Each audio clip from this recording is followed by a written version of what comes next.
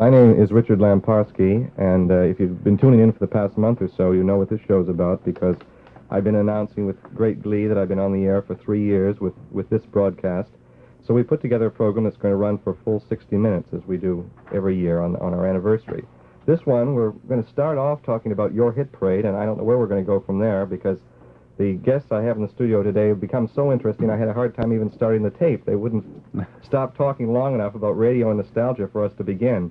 The guests are Mr. Harry Sosnick, who many of you will remember from both radio and television. He was a conductor and composer not just on the Hit Parade, both radio and TV, but on many of the big network shows during the 30s and 40s. He is now vice president in charge of music with ABC, is that correct? I'm still a conductor. I haven't given up. And that laugh you'll probably all recognize, one of the most famous voices in radio, Mr. Del Sharbert, who was announcer on Your Hit Parade and God knows how many other shows. I'm going to ask him how many in a minute.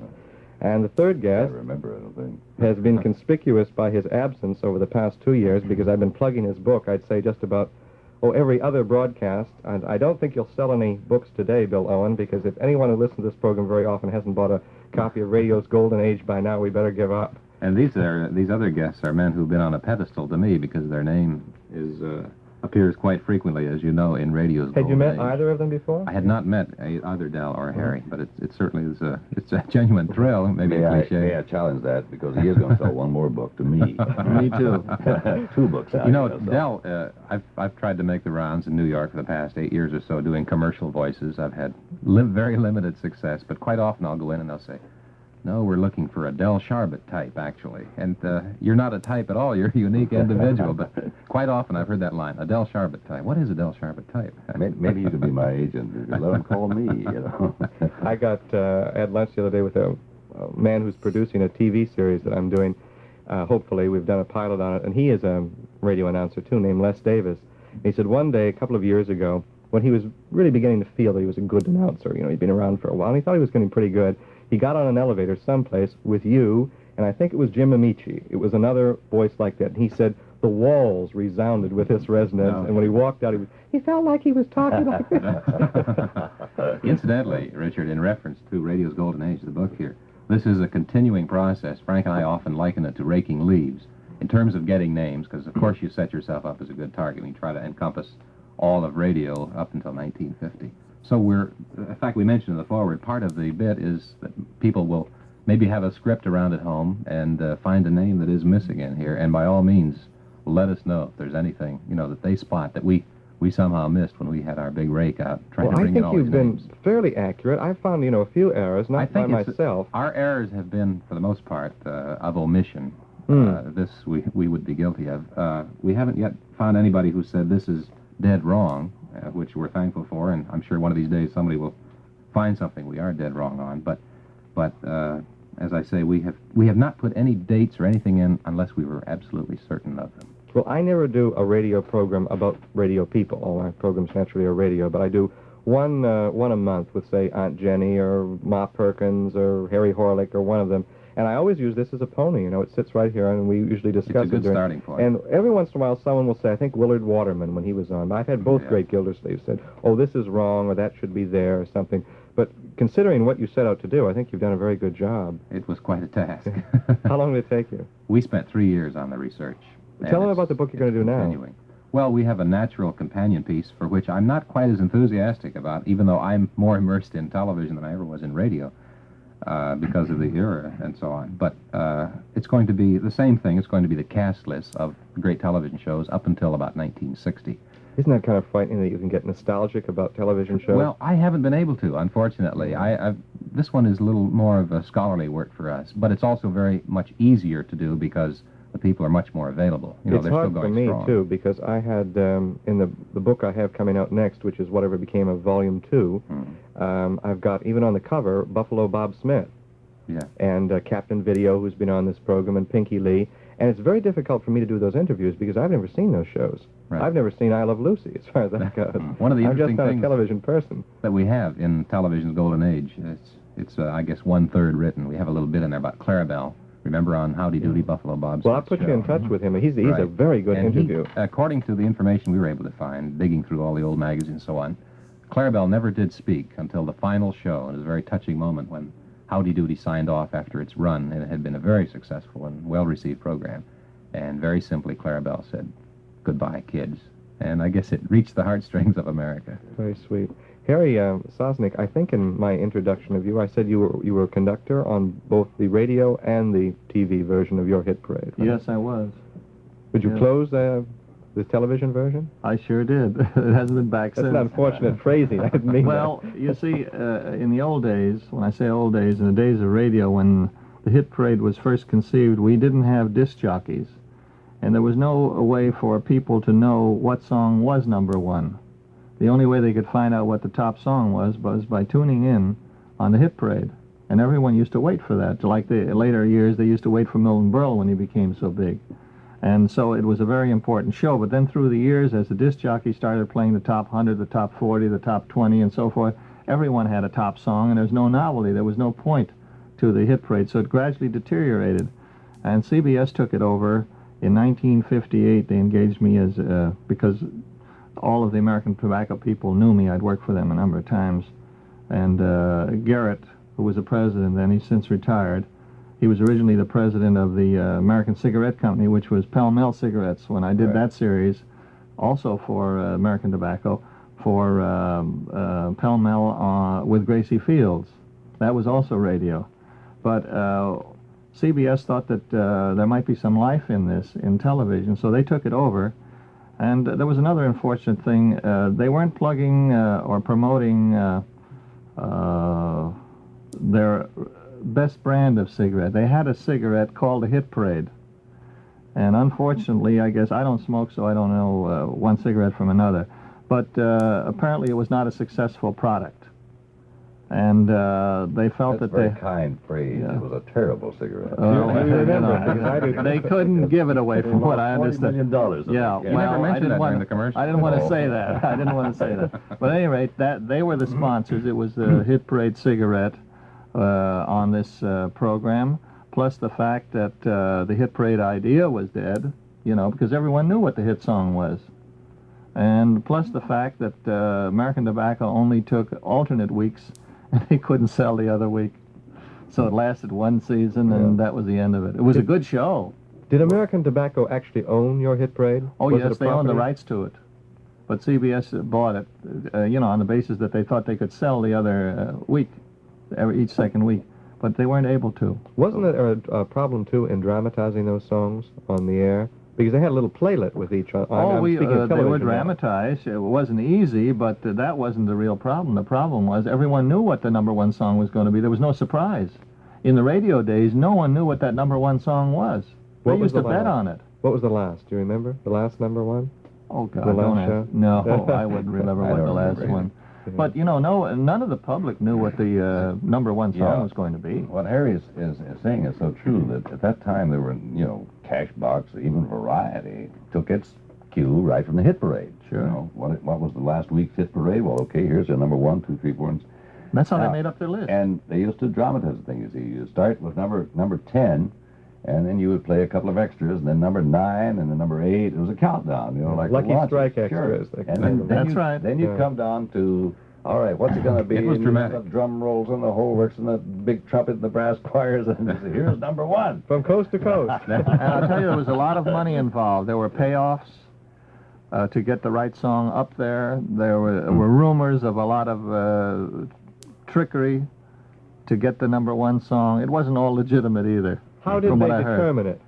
Well, it was determined by popularity, by write-ins. They would canvass, take a survey of music stores, sheet music stores, record stores. But there were ways of influencing the people who filled out the questionnaires. It's like the book business. It's the same thing in the Yeah, well, I bestseller understand business. even the Times, if I'm not supposed to say this, I hear that can be influenced. You know, Well, I number don't one, think number- it's the papers themselves that are influenced, but I know because a friend of mine is with a publishing company, which is Yeah. not mine, so I can say it. My Yeah. publisher is Crown. They don't have a bestseller, so it doesn't matter. But he said how it's done in New York, and they all reflect from the New York market. They'll send a secretary out to buy 40 or 50 copies of a particular book the day it hits the stands and the ads are in the papers, and she just goes in and out of stores all day long. That's all she does. Mm-hmm. And naturally it will reflect, and the buyer will say at the end of the week what's moving, Yeah. and that's what's moving. So they'll Well- say number 7. And people say, Disillusioning. this is number 7, maybe I should read it. Well, they had another system. They used to pass questionnaires out to all those were the days of remote pickups, dance bands. And they would send questionnaires to every orchestra leader in the country. Fill out, what is your most requested song? Well, if you could get to that orchestra leader, he didn't care what he put down as his most requested song. If there was a little money involved. Particularly if he had a piece of the song, too. Sure, yeah, which they many there were all times kinds of did. ways of doing it. Del, you remember you were announcing the show on television when it went quite modern with Virginia Gibson and Jill Corey, and Right. also the male vocalists were Tommy Leonetti and Alan Copeland, I Alan believe. Copeland used to be And part of the that was modern era. near the end of its run. But Virginia told me an interesting story. She's quite an attractive and talented girl, dancer, actress. She's on the Discovery program Very as, bright, as yeah. co-hostess with me. And she told me one time she was reviewed by one of New York's leading reviewers after her debut on the show. She was anxious, naturally, to see what the critics had to say. And this one, she had sung a very sweet number for her big song. And the critic said that Miss Gibson obviously will be all right in the sweet numbers, but I don't think she'll be able to sing anything else. She hadn't even sung anything else, but this is the type of review she got. And she's still scratching her head trying to figure out what she did wrong. So what was the other thing they had along with Lucky Strike Extras? All-timers. Yeah. Oh, We call yeah. now Well, I did the standards. all-time hit Well- parade at Carnegie Hall. Best tunes of all go to Carnegie Hall. You know, if I had thought of it, you just reminded me Yeah. of something with this remark. I have in my files a copy of the edict issued by George Washington Hill, and I even had it photostat, or Xeroxed rather. He issued a pamphlet, 2 pages, on which there were 8 rules of orchestrating for the hit parade. And the language, like, I can't think of I wish I had it here with me. If I'd thought of it, I would have looked it up in my files and brought it along. But it sounds like a comedy. There are 8 rules for orchestrating, and this is what everyone had to follow. When I came in, of course, it was pretty ridiculous in a sense in the radio days. He would change. Somebody sold him a bill of goods. I think I know who, but I'm not going to mention it. Of changing the orchestra leaders every 13 weeks. But the orchestra remained the same, and the arrangers were the same, so it didn't make any difference who stood in front of them. They would just rotate myself, Mark Warno. Lenny Hayden. Well, no, Lenny was way back before. No, Richard Lenny- Hembree, Raymond was he Scott. around Oh that time? no, Scott came on later after Mark Warno died. Mm-hmm. There were a number. Stordahl was in there, Al Goodman. Goodman, no, Stordahl wasn't in there. Not the period I'm Not the talking period you're about. talking No, about. no. Stordahl, I think, had it for a very short time later on, around the time Who Raymond did it with Scott. Sinatra? I think it was Stordahl with Sinatra. yeah. But that really was a different kind of a hit parade with Sinatra. That was in about 1950, thereabouts. I I'd don't say 49. remember. With Sinatra? Oh, I Yeah. don't think it was that late, I was think it? it was surprisingly Yeah. late. Oh, I because thought it was right at the height of his I know it fame. was post 48 because I was in college from 48 to 53 at USC, and I remember Sinatra was the guy then. It was So it's either in the late 40s, It was at least 49. somewhere in the it must have been earlier because television was beginning to become popular in 49. 49, I was doing the 48-9 Philco Playhouse with Fred Coe, and 54th Street Review, and Olson and Johnson were on with a series on NBC. There was quite a lot of television then, so I think it must have been a little bit before. That was when he had his heart broken by Ava Gardner, remember? That was when he was doing the hit parade, and then he disappeared, and I think it was a little bit before. It was the tail end of radio, but it was radio. You I mentioned, think it was. You mentioned George Washington Hill. Did you know him very well? I didn't meet him, and 99% of the people who said they met him were not telling the truth because they didn't meet him either. He was a legend. Well, he was more than that. Let me tell you a story about him. I had worked for him on the hit parade, and then later on when he engaged Gracie Fields, because I had been doing all her recordings at Decca, he insisted that he wanted the same conductor, who was me, but he didn't remember my name. That was about 1940. Yes, about 1940. And I had to go to Hollywood with her. This was the first of the 5-a-week shows, and it was 5 minutes. It was one song. She came on, said a few words, we played a little theme, she sang one song, went off. It was 5 minutes a night. It was from 7 o'clock till 5 after 7 on the Blue Network at the time. And in California, with the difference in time, my phone would be ringing. We used to do the show out there at 4 o'clock in the afternoon, which would be 7 o'clock here. My phone would ring early in the morning, and George Washington Hill would be throwing out the whole show. Oh, it went to 15 minutes. I'm sorry. It was 5 minutes here, and then it was 15 minutes out there. So it's 5 15 minutes a week. And then we had to do 5 15 minutes a week on a disc. There was no tape at the time to send back to him for his approval. That meant 10 shows a week. And at the same time, every morning, the phone would ring from Y&R here in New York. No, Ruth Roth and Ryan. And he would throw out the whole 15-minute show for that day. And I'd have to get a whole new show by 4 o'clock that afternoon. Written and rehearsed and played, because it was live in those days. So finally, I had a nervous breakdown out there. That's kind of man he was, because nobody ever said no to him. And my doctor, I went in for a physical out there, and he said, there's nothing wrong with you except that you're shot. He said, what's going on? I told him. He said, well, you know what you're going to do? You're not going to answer the phone. I was living in a hotel. He said, don't you dare answer the phone before 10 or 11 o'clock in the morning, California time, which was by that time, what was it, 3 o'clock here? No, 1 o'clock. Later. 3 hours later, it would be 1 o'clock.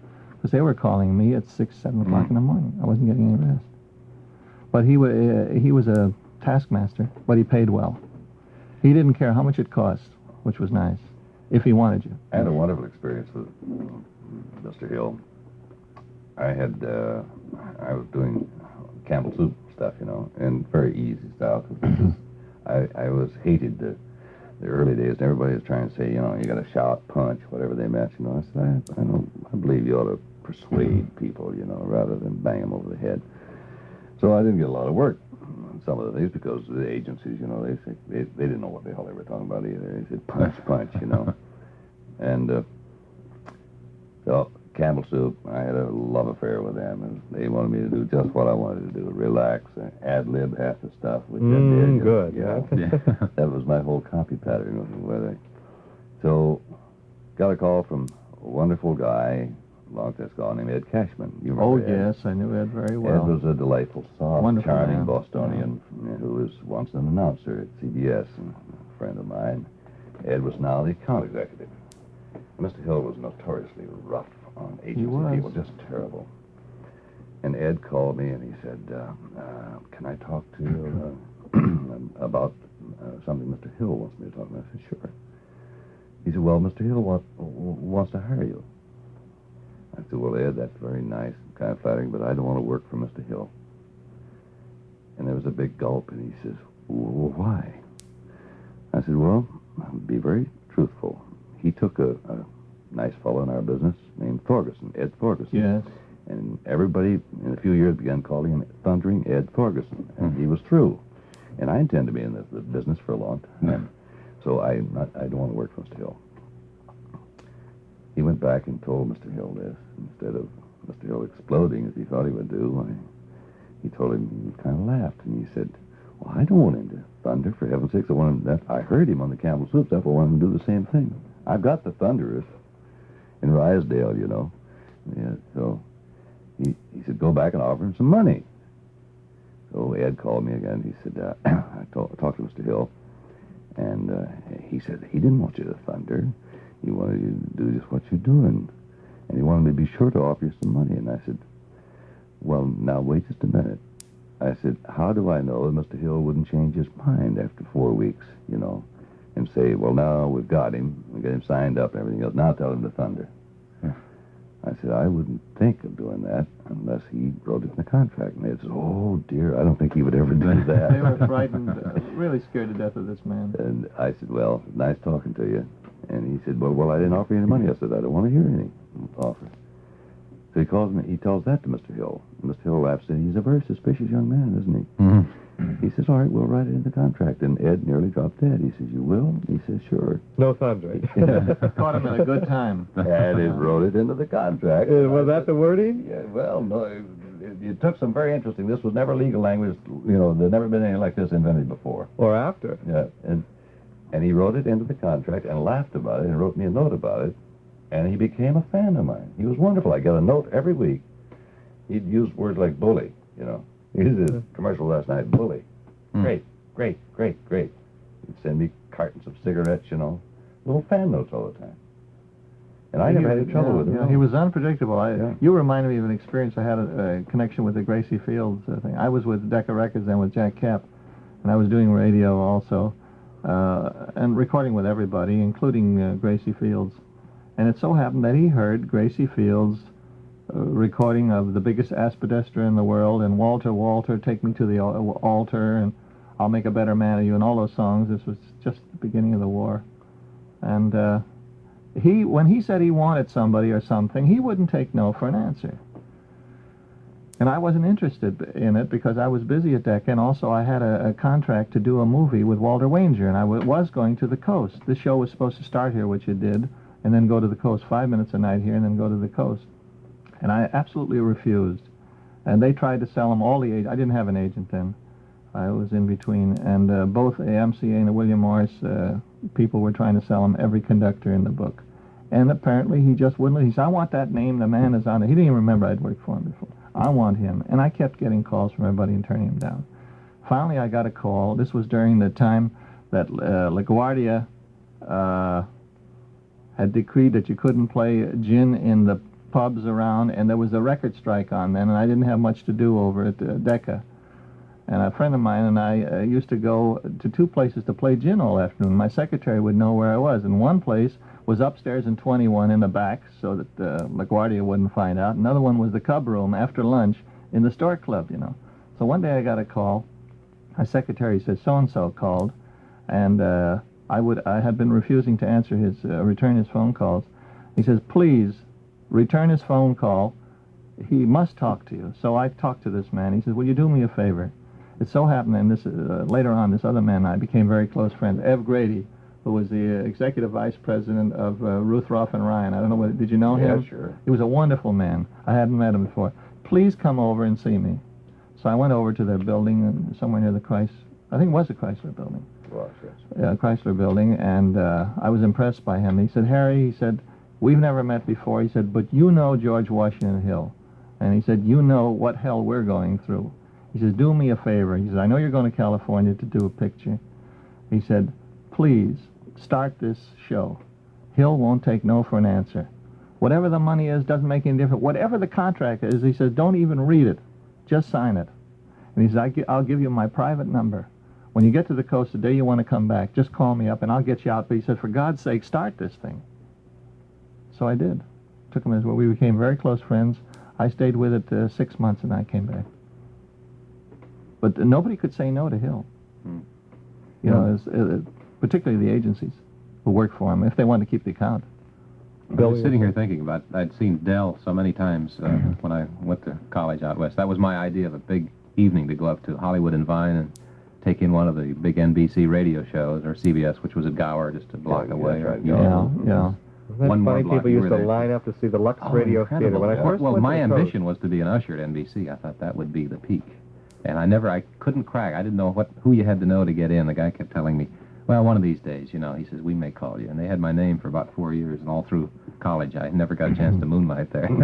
But I used to see you do these wonderful audience warm-ups, and that, I guess you could almost say, is a lost art, isn't it?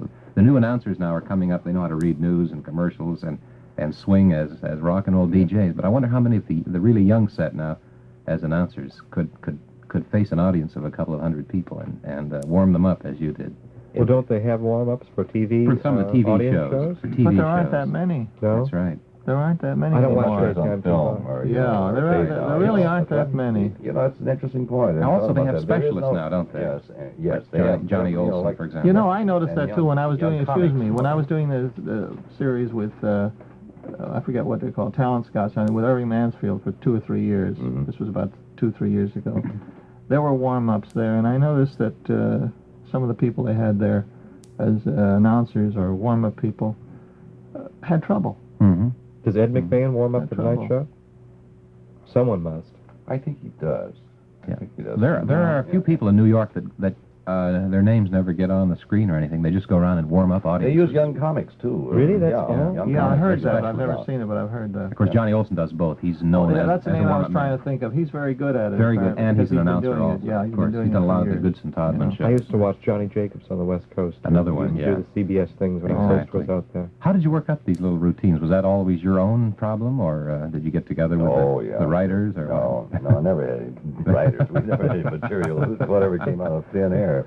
Yeah, the writers It just sort of happened. You know, musicians I love. I've always, back in the days when I first came to New York, I lived right on 52nd Street, where, incidentally, my first job was CBS, and I lived right now in a little brownstone house where CBS building is, 52nd and 6th Avenue.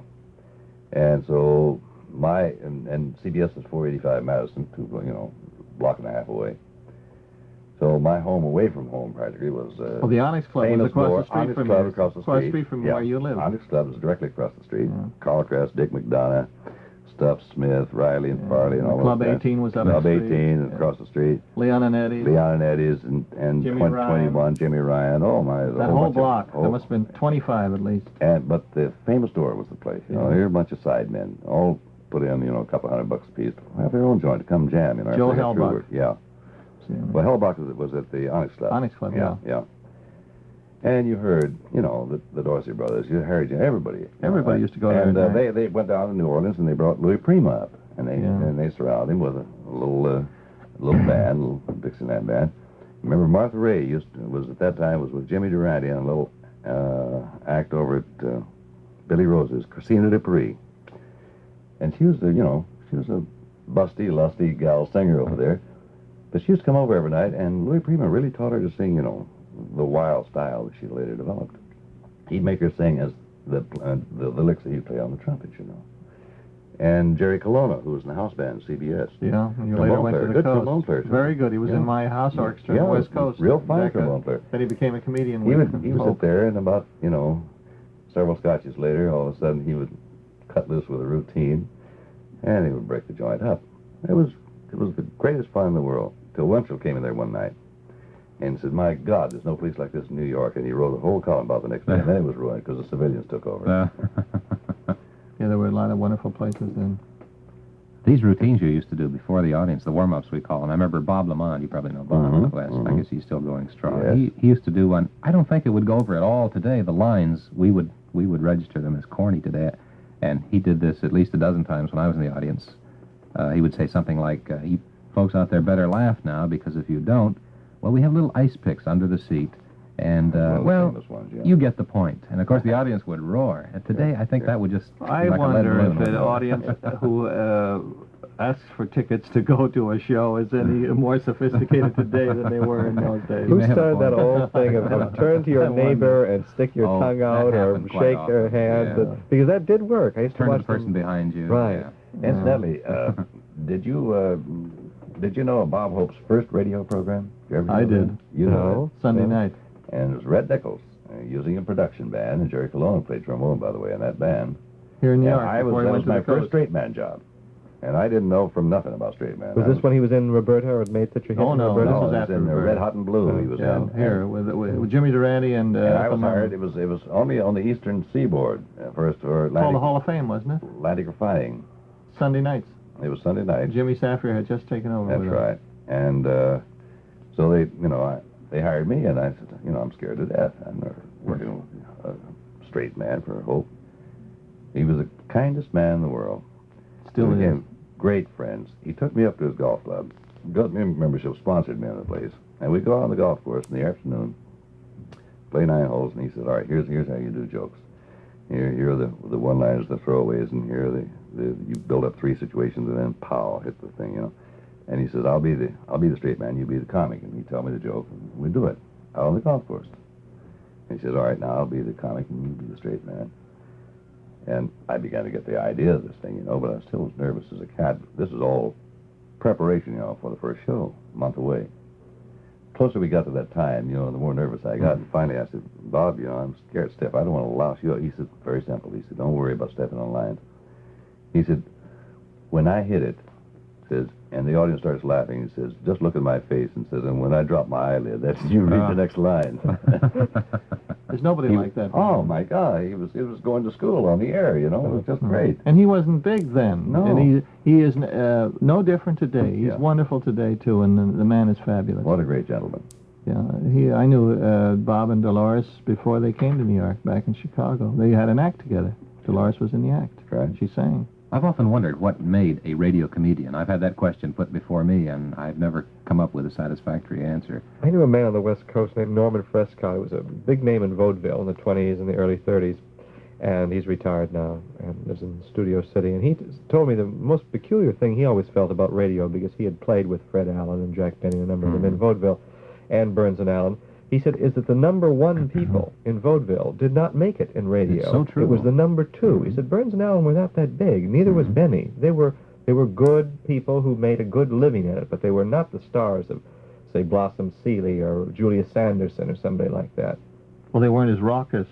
The Perhaps. raucous people Maybe didn't that was make it. That's right. I knew Jim Benny Jordan. Fields and Blossom. Jim He's and, not really a funny man, You know, basically. it's a little different medium. I don't know what the secret would be. Of course, Schenck and Van appeared together on radio, but there again... Van and Skank. Yeah. Yeah, Van he just Skank, I died. should say. Yes, just Yeah, this past 80 years this old. past week. Yeah. But they were, I would think, much, much bigger in vaudeville than ever on radio, although they had, shows on radio. Oh, they were the biggest, I think, among the biggest acts in the history of vaudeville. Yeah. Van and Skank. Yeah. Oh, boy. Smith and Dale, too. Were they Not big on as- radio? I don't know. Because they were a big appeared act, on weren't they? radio. Yeah. They They both were live big, in New but York. I don't think that they ever compared with Van and Skank. Do you? No, I don't no. think Van and Skank No, is. no. I never saw Van and Skank, but I knew about them, and they used to make records, and I know they were tremendous. They were rated as a very, very big act. One aspect of the hit parade we haven't mentioned is the fellow, the pitchman, who used to do the tobacco auctioneering. Was always the same man? No, that was much later. That came after There were me. two men.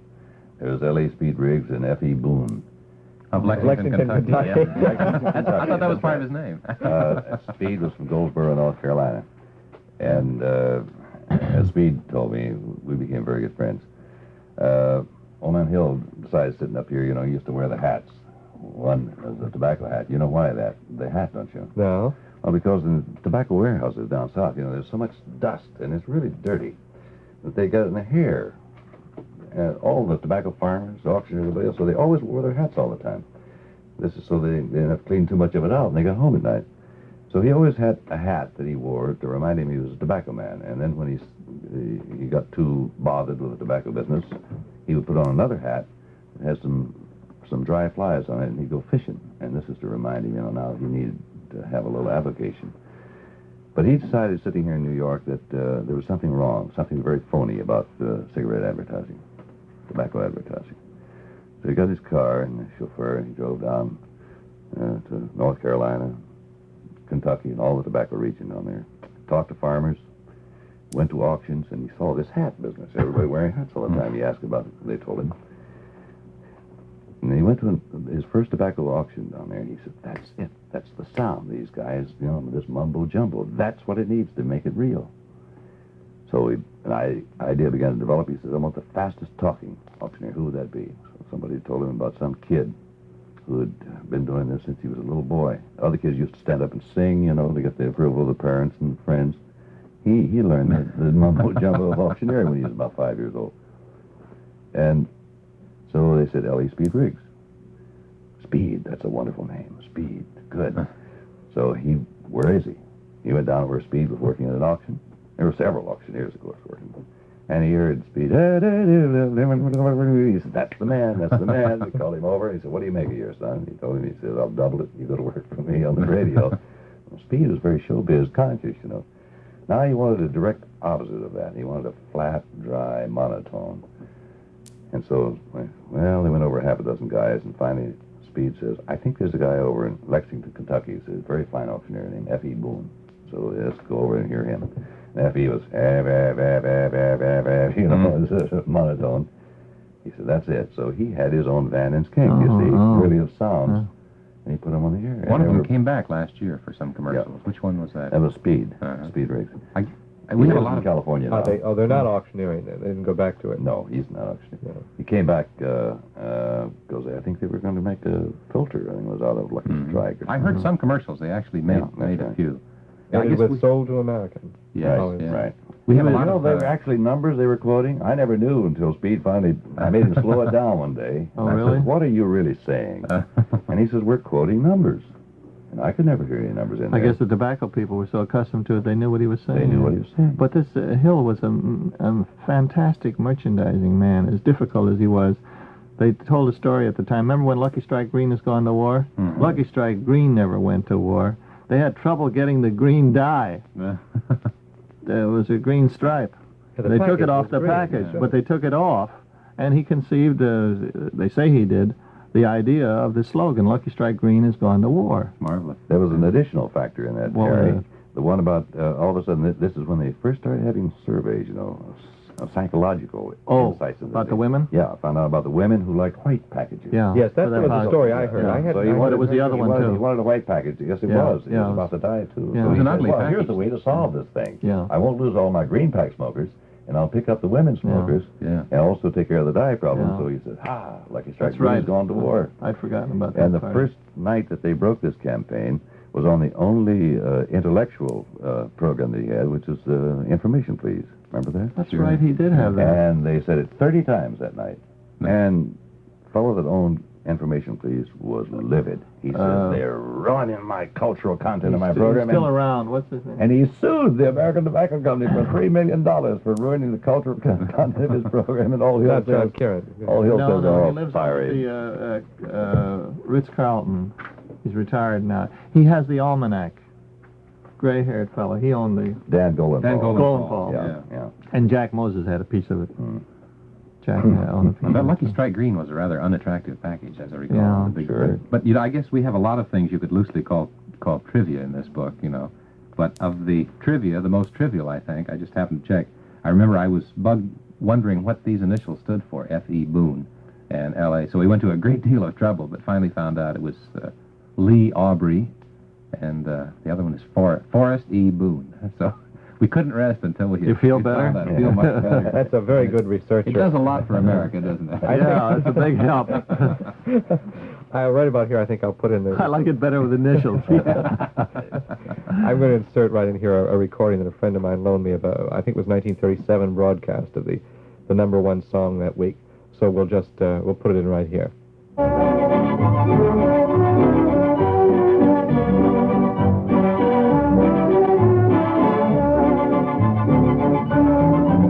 One night the moon was mellow, Rosita met young Manuelo. I held her like this lovely miss, then stole a kiss. This fellow, he said he was glad he met her, and soon he would come and get her. But I said, no, I cannot go until I know you better. Tippy, tippy, tin, tippy, tin, tippy, tippy, ton, tippy, ton. He kept on stealing, and he had a feeling I was satisfied. Tippy, tippy, tin, tippy, tin, tippy, tippy, ton, tippy, ton. She was saying ghoster, so I held her closer, now she's satisfied. Tippy, tippy, tin, tippy, tin, tippy, tippy, ton, tippy, ton.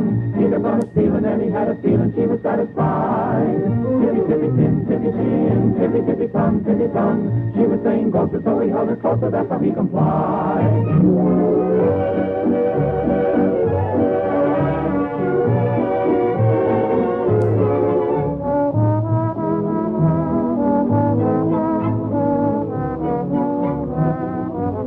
There are a couple of people who I never heard on radio that maybe you all remember, like Stoop, Nakel, and Bud. Now, what? Oh, what they were very big. Oh, sure. What sort of an act did they do, though? I don't know how to describe it.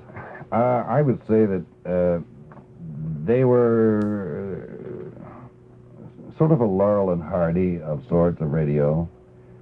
Stoop Nagel was a great big fat guy, and Bud was sort of the quiet, timid fellow, And they bounced back and forth, and Stoop Nagel always came up with some wild inventions, He was the great inventor.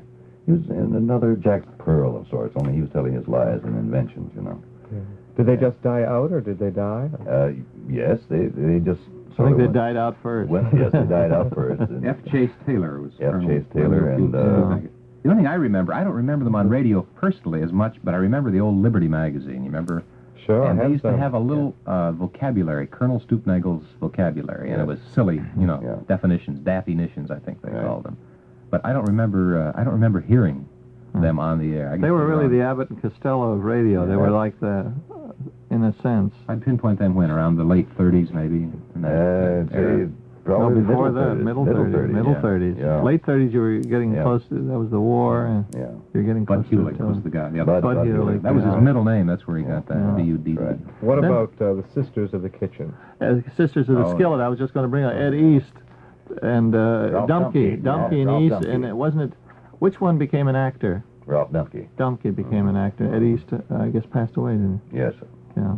East was the Dumpke became a very good character actor on Hollywood. Yeah, he did some Broadway shows, too. Mm-hmm. Harry Sosnick, when we were talking before we started recording, you were telling one of the gentlemen here about Little Jack Little, and I didn't hear all of the story, so can you tell it again? Well, Little Jack Little, I wouldn't connect Little Jack Little with too much with radio. I knew Little Jack Little when I was starting out. In the early days of radio, when there were no commercials and no one was paid, the song pluggers and the music publishers realized the value of getting a song played on the air and getting it to the public. So they used to send the songwriters with their latest songs in teams around the country to the various radio stations, and they'd come in and do 15 minutes or a half hour of their songs, and they'd move on to the next city. And so the stations really got professional entertainment, because some of them were pretty good entertainers. They would get this entertainment for nothing, and the publisher and the songwriters would get the exploitation of their songs for nothing. And at one time, when I first met them, Tommy Maley was the lyric writer and the singer, and Little Jack Little played the piano and sang a little. That's not a pun, but he sang. And they'd go around singing their songs.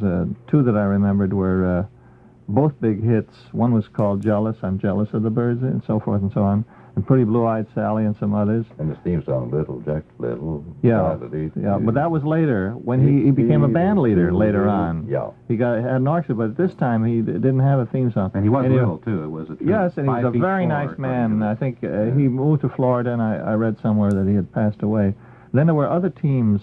Sammy Stept, who was a very famous songwriter in that time, and was up until just recently, he wrote a lot of big songs, came out with one of his partners, Sam Bernard, I think it was. But they would send him out in teams. One always played the piano, sometimes both of them, and they could sing enough to get by, on the microphone.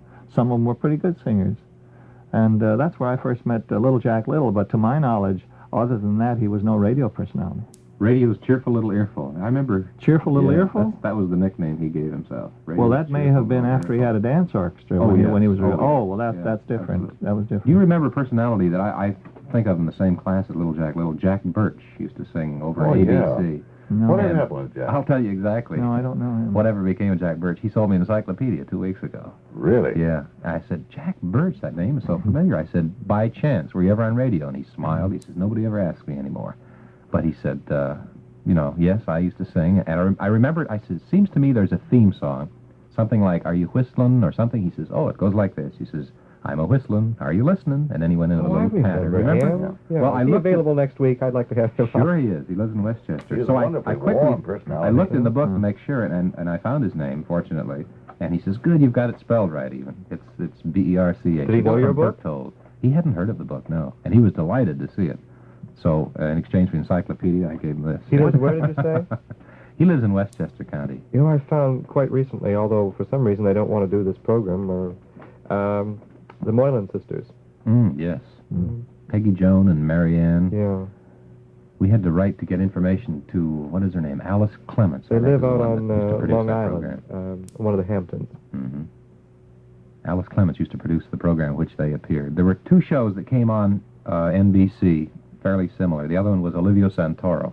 Remember that he used to be a little 15-year-old yodeler and singer, and he would follow immediately. I think the Moylans came on the East like 5 o'clock in the afternoon. I think it was on a Sunday. They run for Friskies, I think. Yes. Trival. Trival. They sang that Yeah, we've got silly a little song in here. That's what people remember most about the Moylan show.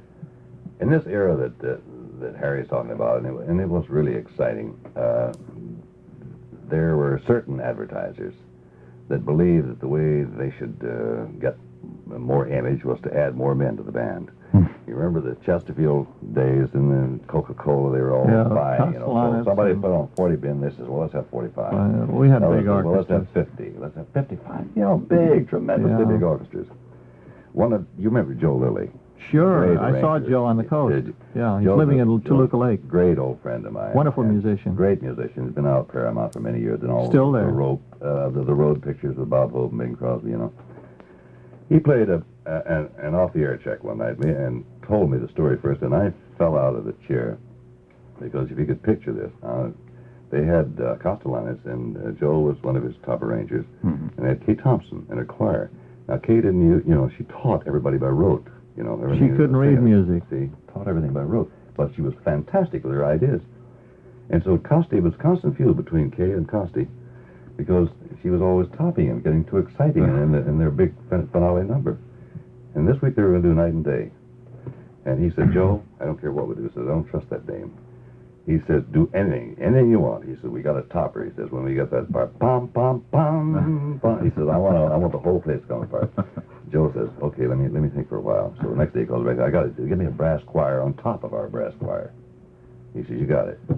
So now they have something like 65 musicians. And the mics won't take it. Among his regulars was a wonderful trombonist with a wry sense of humor and usually about a half a spoonful of brandy named Jack Jenny. Oh, yes. Sure. And so comes the night now.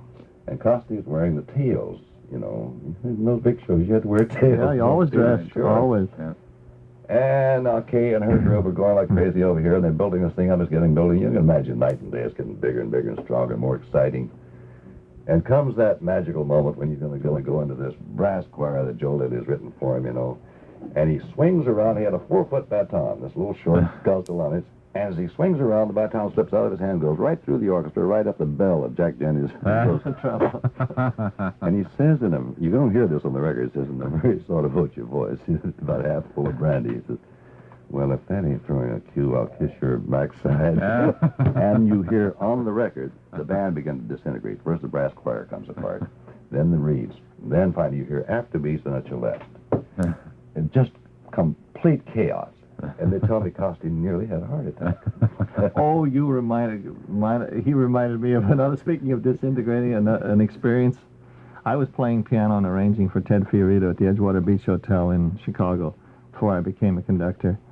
And we were very, very busy. We used to go downtown to the studios and do a lot of transcription work and then come back. And sometimes we would be working until just time enough to get into a cab or a car and get to the hotel and go right on the stand. And this one particular day, we'd been recording all afternoon. Oh, and another thing, our first session was a broadcast, always. You'd walk on the stand, you had a rush to get on, and the music, there'd be a sheet of paper with the names of the tunes, and you'd pull them out, and then you'd get up there and count off, and you'd go. And we were on the air for an hour on NBC. Well, this day we came back from this recording session, and while we were down there, that we had to make a lot of cuts for time in these arrangements. And so 2 of these things were in this first set that was written out on a sheet of paper, and we saw these names, and we all pulled them out, and we got ready, but no one thought to look. It wasn't the first tune, it must have been the second or third, to look or to inquire whether we were going to use the cuts on the air or not use the cuts on the air. We get to this number, and everyone had the same thought just before he gave the downbeat. What are we going to do? Are we going to take the cuts, or are we going to... Half the orchestra took the cuts. Half didn't. It was a mess. Ted he turned purple. He was running up and down the stand. He couldn't say anything because the mics were... And he cut the orchestra off, and he said, the top, start out. We started all over again, and the half that's it, taking the cuts didn't this time. It was a mess, and finally, he sat down at the piano and started playing the thing all alone. He had a piano out in front, And he got to a certain part, and by this time we all got the message, and whether we did or not, I don't know, but we all got together. But it was really embarrassing. Speaking of an orchestra disintegrating. Have you ever disintegrated during a commercial or an announcement? Oh, yes. I was doing Bond Bread. I can't imagine you making a mistake, so this is going to be interesting. And Guy Lombardo. and we were on Sunday afternoons. And they had written a commercial, supposed to be one of those real easy, relaxed things about, when your children come in from play and they're full of beans and everything else, but they're hungry, give them a sandwich, made with between two slices of this wonderful bread, and it's supposed to say a tall, cool glass of milk. And I said, and so give them a call to, give them a call. And I took a long, deep breath, and I said, oh, give them some milk. And the band broke out. Of course, the place fell apart, and the agency inside, they were dying. Oh, we're going to get fired. They're going to lose the account and everything else. And by this time, I said, I'm through in radio and everything else. Fortunately, the president of the company had a wonderful sense of humor, and he called up immediately after the show, and he said, that was wonderful. That's real human. Now I like that. They were trying to get me to make mistakes on purpose. I said, it'll never work twice. Let's don't do it. We'll monkey with it. I had some others. I've had singers, I've had singers skip bars on the air. I had it happen twice with Ezio Pinza, who, as great a singer as he was, and I didn't know it till later on, I asked Bob Merrill about him and a couple of other people at the opera, couldn't read music. He was just a natural singer. And he even won awards for his Mozart arias, And, of course, in television, the orchestra's 5 miles away from the singer. And the conductor can't cue him like Fritz Reiner could down in the pit, in the opera where they're right in front of him. But we were doing a Mozart aria in the Center Theater. And I was way down below, out in the audience. They used to tear out seats and put the orchestra. And this happened first during rehearsal and then on the air. During rehearsal, we're doing this Mozart aria for which he was so famous, and I had studied his recording with Fritz Reiner, and we're going along fine. All of a sudden, he skips 4 bars and keeps going. And I went until the chords started changing too fast, and I stopped. But he was a perfect gentleman. He turned around and he said, I did something wrong, did I? I said, well, there was a little discrepancy. And that aria went fine. We got to the air now. He had another thing that he called the Bellman song that he used to do in concert all the time. And he had done that perfectly. So the aria was first, and the Bellman song was the encore. When we got on the air, I was worried about the aria, and the aria went perfectly, and I relaxed when it came to the other one. And there he goes. he was gone. So I just wiped out the orchestra and called the first violinist up, and I called out the number of the bar, and we went through the thing, and he never even knew it happened. That happened a couple times. I've had that happen with a number of singers. Can Kate Smith read music? I'd rather not discuss Kate Smith. Period. I'd rather not discuss that I've worked with her, too. That's the reason I asked. I don't know if you'll agree with me or not, but I have the feeling that anyone under, say, 30, in other words, someone who didn't hear the great radio shows of the era we're discussing, would not really appreciate your fluff on Bond Bread or your story about music and so on. I don't think they visualize what tremendous pressure there was on a radio program. Today, with the disc jockey, when a disc jockey stumbles, he picks it right up. That's right. Or on the Johnny Carson TV show, they talk really about cue cards and something's messed. Nobody seems to care. But in those days, a simple fluff or a wrong note was death. Oh, sure. Yeah. Tragedy. Yeah. I've had Ethel Merman skip on the air. And she very seldom does anything like that, but there was a song called the Trolley Song that had long interludes after each phrase, And one time on a show, she's going a mile a minute, and Ethel doesn't need a mic. She's a wonderful woman, but you can hear her 4 blocks away without a mic, and she's going, and this big band is playing along, and all of a sudden she skips the whole interlude. So fortunately, she's enough of a trooper. She didn't stop, because if she had stopped, it would have made it worse. She just kept on going, and all I did was wipe out the orchestra and come in a little later and along. There is a story that Fred Waring on his, he had a show, 10 o'clock or something, every morning on NBC during the week, and that he stopped his choir in the first few bars. They were sour. They just sounded bad. Fred Wood. And he stopped. I didn't hear the broadcast, but I heard secondhand the reports that he said, we can do a much better job than that. You sound bad this morning. Start over. He wasn't being humorous about it at all. No, he's a strict disciplinarian. Perfectionist. And again, in those days, that was doing something, Harry Sosnick, when you were musical conductor and arranger, I guess, for Olson Johnson radio show. Olson is that right? Johnson, too. Is it true? I've always heard this about them, that they didn't speak. Oh, no, that's not true at all. Had you heard that? They led separate lives socially because Ole was an extrovert and didn't lead a home life. He lived in town. He had a home out here. I knew them in Chicago, too, but I knew him here. He had a home out in Malvern, and his wife, who was a Christian Scientist, was very much of a homebody, and she wouldn't allow any liquor in the house and so forth and so on. So Ole, who liked people and was very gregarious, would be around town a lot. On the other hand, Chick and his wife and his daughter Chickie were very, very close, and he loved home life, and he always bought a farm. He had a farm out in Liberty, Illinois, outside of Chicago. He bought this great big farm out in Carmel. He bought the entire board and dairy exhibit from the World's Fair here and had it moved up there. And he liked that kind of life. And they worked together, but they didn't travel together socially. But as far as not speaking, that's not true. No, I'd heard that from several people. No. They got along. They were together till they died. Hmm. But I have an interesting story about them, but it might take too long to tell it. Well, we have about 5 minutes. Can you tell it in 5 minutes? Well, I'll hurry it up. My wife had never met them. I had known them for years, and I was living in California. We were just married, and I got a phone call from Ole, who I was living in Beverly Hills, and he was out in Santa Monica. He said, Harry, next Friday night, I'm getting married. I forget what her name was, and I are getting married, and we'd like you to come to our wedding. So I said, what do you mean you're getting married? He said, well, we're being married all over again. It's our 25th anniversary, and I promised my wife if we ever had any money, we would have a real wedding. And he said, I'm inviting all my friends to the house. So I'll go through this fast. So Friday night, we drove up to the house. Now, my wife had never seen anything like this, and I had never seen anything like this. There were hundreds of cars. There was everybody there from a bookmaker to a senator to a millionaire, head of a steel company. You name it, every walk of life, they were all there.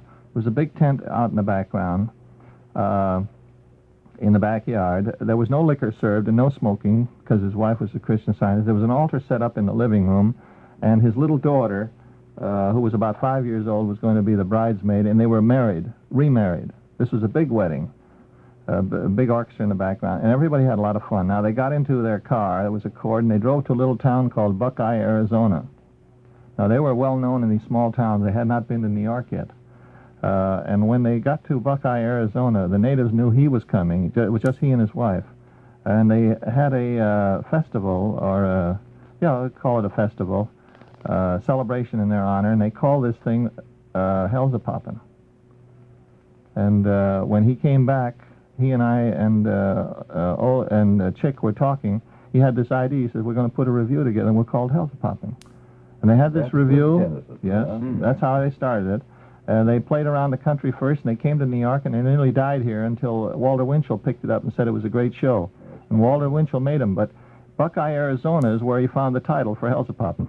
It's funny, I know Buckeye, Arizona, because up in Sinclair used to live there. Well, that's where he got Hell's a Poppin'. I went to visit him there once. That's an interesting story. Yeah. We're not running over, but it would be worth running over for that. I can't think of the names Olson Johnson without that word, Hell's a Poppin'. No, I can't. They were burlesque comics, I think, originally. No, they were not burlesque. They were vaudeville. They never played burlesque. It's not funny. I guess it's Abbott and Costello. Abbott and Costello were burlesque. And Bert Lahr and Jack Pearl all came out of burlesque. Yeah. But Olson Johnson... The movie version came out when, about 1940? Of Hell's a Poppin'? Yeah. I don't know. Around then, 39 or 40. Yeah, it was a lot of fun. I've seen the show, too, with them, revival about 1951 or so. The funniest breakup that I ever heard on the air, though, I wasn't in, but I was sitting over at CBS. You know, we used to have to be standby announcers, you know, and we'd go out and cover our nightly stint, you know, of dance band remotes, and then if we had a commercial show, we did that, and then we'd have to come back and sit up there, you know, and say, this is WABC, if at that time it was, the CBS call letters, and the CBS network, wasn't it?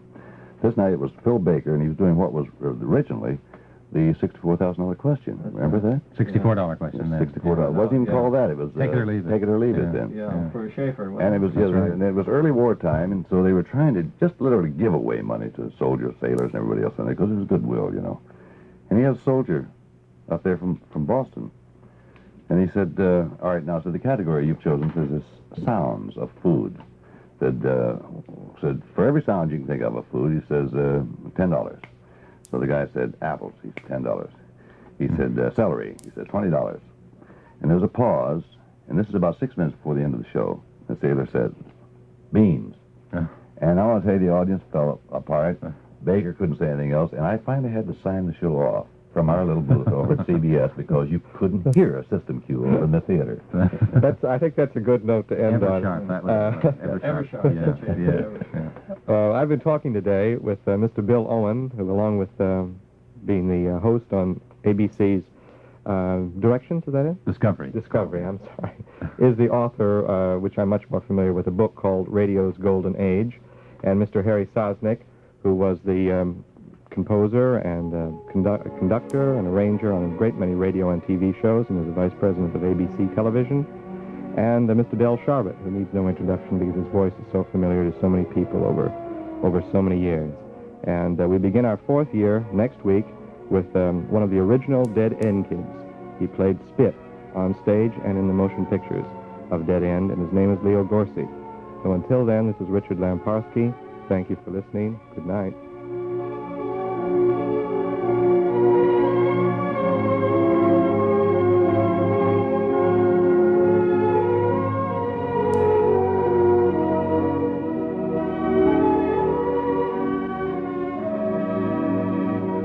The preceding program was recorded.